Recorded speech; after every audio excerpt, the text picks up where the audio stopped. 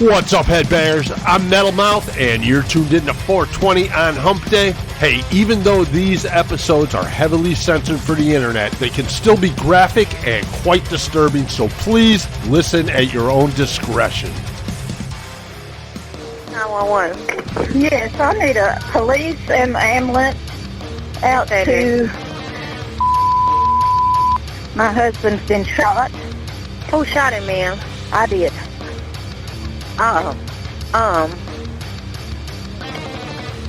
Were y'all arguing or something, ma'am? Yes, ma'am. Let me transfer you to the ambulance service, okay? Is he breathing? I don't know. Are you still there? Yes. Hold on. I'm transferring you to the ambulance service. Do you still have a gun, ma'am? No. Ambulance service. 911 transfer. Yes. I need an ambulance and a police out. And what's going on? My husband's been shot. Okay. And where's he shot at, do you know? In the leg, I think. Okay. Is the person that shot him still there? Yes. Okay. What's your telephone number?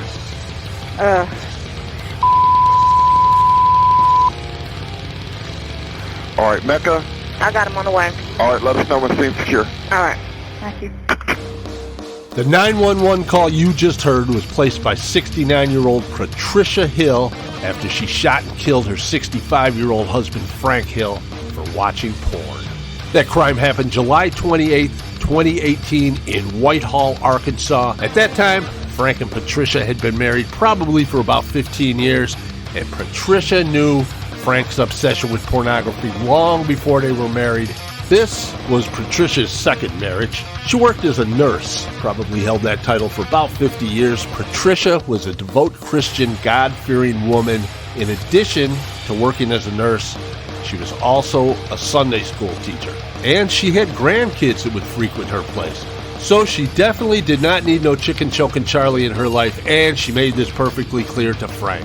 Frank assured Patricia that he could give up that porn addiction, but that addiction was probably just a little bit stronger than Frank realized. So they get married, and not long afterwards, she catches him with the porn again. And this goes on throughout the entire marriage. Frank's got porn. He's got it stashed everywhere throughout the house. Magazines, videotapes, whatever. One day she discovers a charge on her cable bill for some pornographic movies that Frank had purchased. She confronted him about this, and he didn't really have much to say. He's like, yeah, whatever. I won't do that again. But by this time, Patricia is just fed up. She's not having it anymore, and she's serious. She files the divorce papers. Most guys that are married, I guess, have a place in their house that they can retreat to. You know, like maybe a room they call the man cave, or they might spend a lot of time in the garage or the basement. Frank had a shed, literally a shed, a dilapidated little rundown wooden shed out behind the house, where he spent his time chain-smoking cigarettes, guzzling cheap beer, and spanking it to porn. Oh, this place was a filth pit, too. Ashtrays overflowing, garbage cans filled to the top with aluminum beer cans, Frank's DNA covering everything. You gotta kind of imagine the smell in there. I'm sure it smelled like stale beer, old cigarettes, and wet puppies. Patricia receives another cable bill with yet another $30 charge for pornography, and she's furious. She makes a beeline straight for the stroke shed to confront Frank.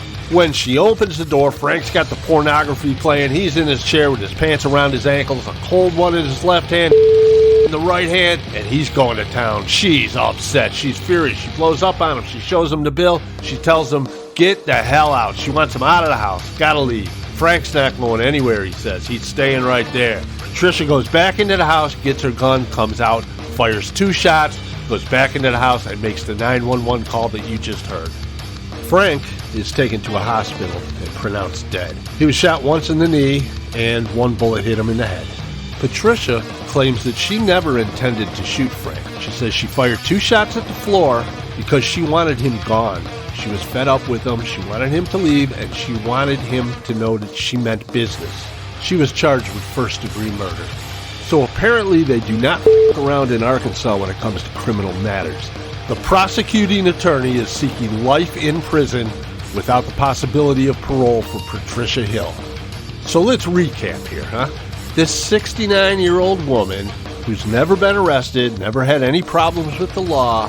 She's worked her whole life as a nurse. She's a devout Christian, a Sunday school teacher. Her and Frank been married for about 15 years. They never really had any problems, nothing physical between them before. The only problems Patricia really had with Frank was his lifestyle, but she knew what he was all about before she married him. Of course, Frank did say that he would give that up, but he knew that he wasn't going to give that up too. So maybe they should have just realized that they weren't really compatible, and they probably should have never got married in the first place. So now, during the trial, and remember, the prosecuting attorney, they're seeking life without the possibility of parole. First-degree murder, life without the possibility of parole is what they want. Patricia's defense attorney opted to have her take the stand. And they're also bringing in court psychologists. They're claiming that Patricia had a disassociative moment, and no matter how brief that moment may have been, in that amount of time, she just lost it. She just wasn't there, and that's when that shooting happened. And although she didn't intend to actually shoot Frank, she accidentally did, and that's what caused Frank to lose his life. So during the trial, some technicality arose. I'm not sure exactly what happened. It has something to do with the defense attorney and the prosecuting attorney not getting some type of evidence from a psychologist, so the jury did not receive a key point of evidence in the trial. And this resulted in Patricia's defense attorney calling for a mistrial. They want a complete mistrial, and they want it all thrown out of court. So eventually what happened was the prosecuting attorney and the defense attorney agreed that they would retry her on a charge of second-degree murder. So that's what happened. Patricia was tried again for second-degree murder, and she was ultimately found guilty and sentenced to 16 years in prison. So by now it's 2019, and Patricia is 70 years old, and she's just been sentenced to 16 years in prison. You might think that's a life sentence, but not for Patricia. She came up for parole, and she was granted parole in 2022. So she shot a guy in the head, killed him, and did 3 years in prison for it. Although, she claims it was an accident. I'm not quite sure how I feel about that, but what about you? Tell me how you feel. Hey, do you ever wonder what I'm really saying and who I'm saying it about? Unfortunately, the powers that be force me to censor my internet content, but you can access all my uncensored content on my Patreon page. That's right, all the dirty stuff, all the juicy bits, it's all there. Patreon.com/Metalmouth Radio.